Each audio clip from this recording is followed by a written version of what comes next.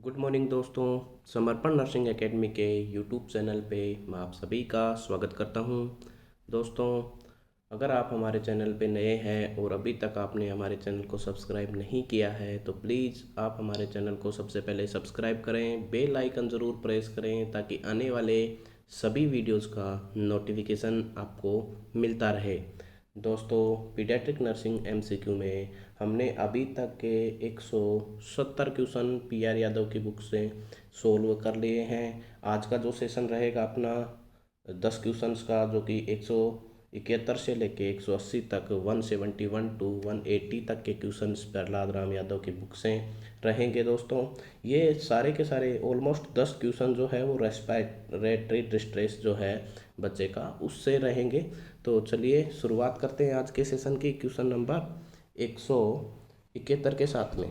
चलिए, hyaline membrane disease, hyaline membrane disease, इसको respiratory distress syndrome भी दोस्तों कहा जाता है। हाइलाइन मेम्ब्रेन डिजीज को रेस्पिरेटरी डिस्ट्रेस सिंड्रोम भी कहा जाता है। Of an infant is due to deficiency of surfactant, surfactant की डिफिशियंसी से एक इन्फेंट में होती है hyaline membrane disease. And the source of pulmonary surfactants is, जो ये सर्फेक्टेंट्स होते हैं इनका क्या सोर्स होता है। ठीक है, नीचे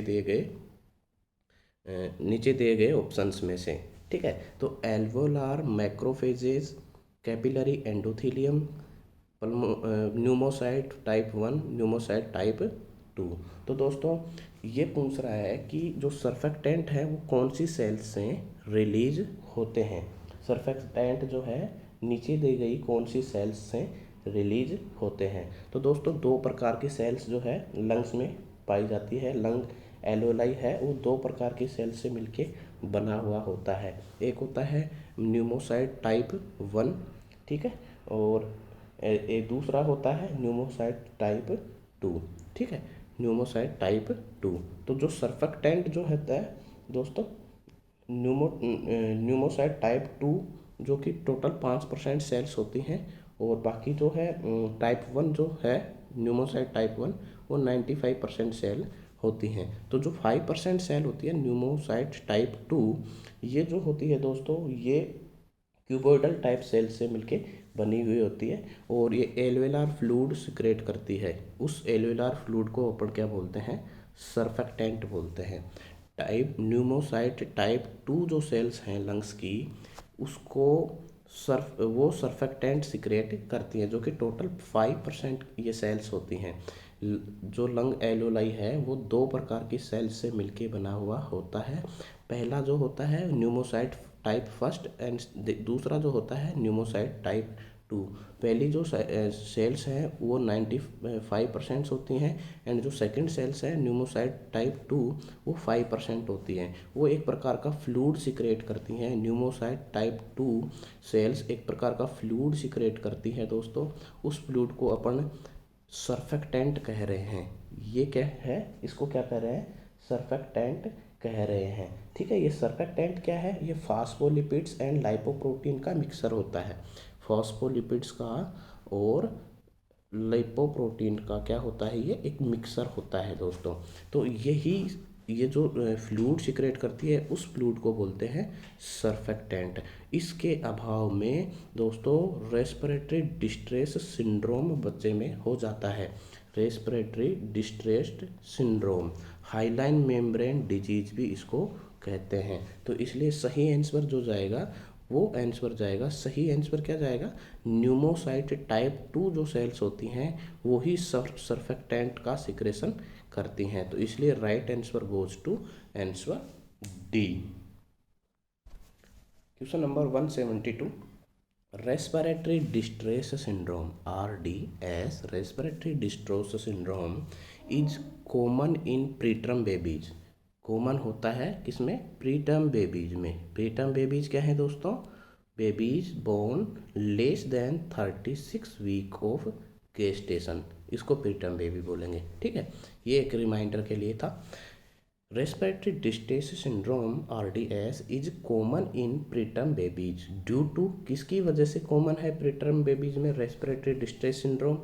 lethargy, poor health, poor surfactant, less brown fat. तो दोस्तों पुअर सर्फेक्टेंट की वजह से ही क्या है, रेस्पिरेटरी डिस्ट्रेस सिंड्रोम होता है। जो सर्फेक्टेंट होता है दोस्तों, फास्फोलिपिड एंड लिपोप्रोटीन का एक मिक्सर होता है, लिपोप्रोटीन का मिक्सर होता है जिसे सर्फेक्टेंट बोलते हैं। ये क्या करता है, लंग्स के सरफेक्स टेंशन जो होता है, जो लंग्स का एल्वेलाई होता है, उसका जो सरफेस टेंशन जो है उसको मेंटेन ये करता है, ठीक है, उसको कम करता है ताकि जो रेस्पिरेशन है वो आसानी से हो सके, ठीक है।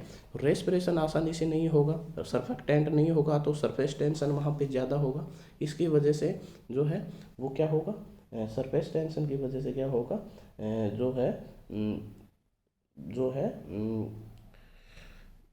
रेस्पिरेशन है वो इजीली नहीं हो पाएगा। इस वजह से क्या है, डिस्ट्रेस हो जाएगा, रेस्पिरेशन डिस्ट्रेस हो जाएगा। इसलिए जो रेस्पिरेटरी डिस्ट्रेस सिंड्रोम है RDS है, वो प्रीटर्म बेबी में क्यों होता है, क्योंकि वहाँ पे सर्फेक्टेंट नहीं होता है। प्रीमेच्योर बेबी जो होता है, प्रीटर्म बेबी जो होता है, उसमें सर्फेक्टेंट जो है न्यूमोसाइट टाइप 2 सेल्स हैं वो होती नहीं है। इसकी वजह से सर्फेक्टेंट भी सीक्रेट नहीं होगा, सर्फेक्टेंट सीक्रेट होगा तो बहुत कम मात्रा में होगा, इसलिए फिर रेस्पिरेटरी डिस्ट्रेस सिंड्रोम होने के चांसेस रहेंगे। इसलिए सही आंसर है वो है answer C.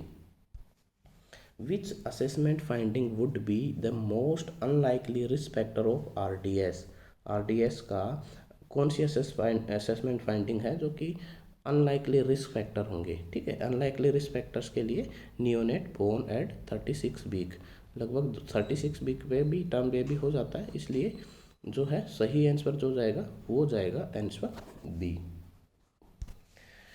One of the possible complications in infant delivered by caesarean section के द्वारा कोई बच्चा अगर जन्मा है तो उसमें पॉसिबल जो है पॉसिबल कॉम्प्लिकेशन क्या हो सकता है, respiratory distress, renal impairment, APO incompatibility and kernicterus, ठीक है। तो रेस्पिरेटरी डिस्ट्रेस होने के चांसेस ज़्यादा होते हैं सिजेरियन जो सेक्शन से जो बच्चे जन्म लेते हैं उनमें वह दोस्तों। तो सही आंसर है वो है answer A, answer A is right answer.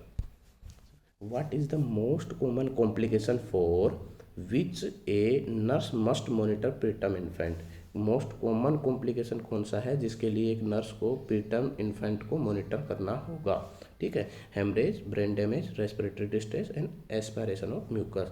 Respiratory distress ही मोस्ट कॉमन कॉम्प्लिकेशन है प्रीटर्म बेबी का, ये अपन जानते हैं। क्यों होता है ये, क्योंकि सर्फेक्टेंट जो है वो सीक्रेट नहीं होता है। सर्फेक्टेंट जो है कौन सी सेल से सीक्रेट होता है, pneumocyte type 2, pneumocyte cell type 2 से सीक्रेट होता है।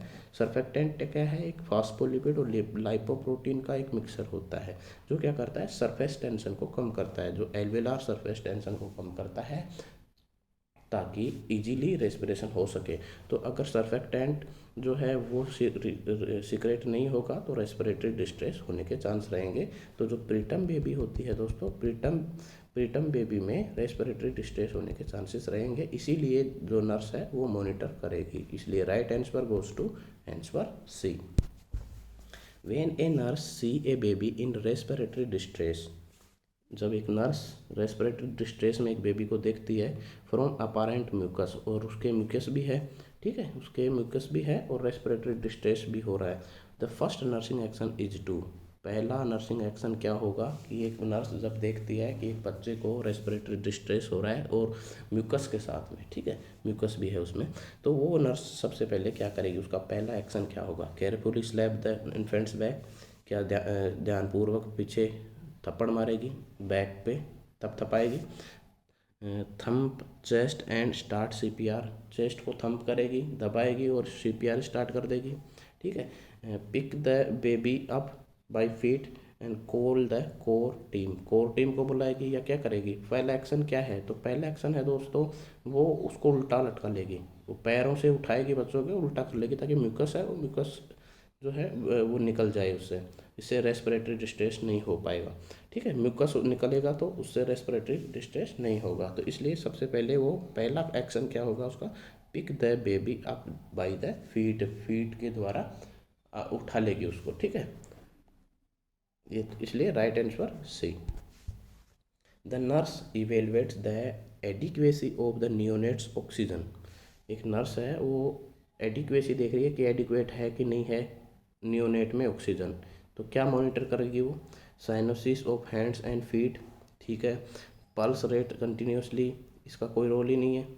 ठीक है, arterial blood gas and percentage of oxygen received. ठीक है, तो आर्टेरियल ब्लड गैस है वो एडिक्वेट मेथड होता है दोस्तों ऑक्सीजनेशन का। क्या है, आर्टेरियल ब्लड गैस है ऑक्सीजनेशन चेक करने का सबसे एडिक्वेट मेथड होता है। इसलिए वो नर्स क्या करेगी, आर्टेरियल ब्लड गैस क्या करेगी, आर्टेरियल ब्लड गैस उसका देखेगी। ठीक है, आर्टेरियल ब्लड गैस नर्स जो है वो उसका चेक करेगी, जिसमें रेस्पिरेटरी रेट वो देख सकती है। ठीक है, 178 the most significant sign of respiratory distress in preterm baby is. Most significant sign कौन सा है रेस्पिरेटरी डिस्ट्रेस का प्रीटर्म बेबी में।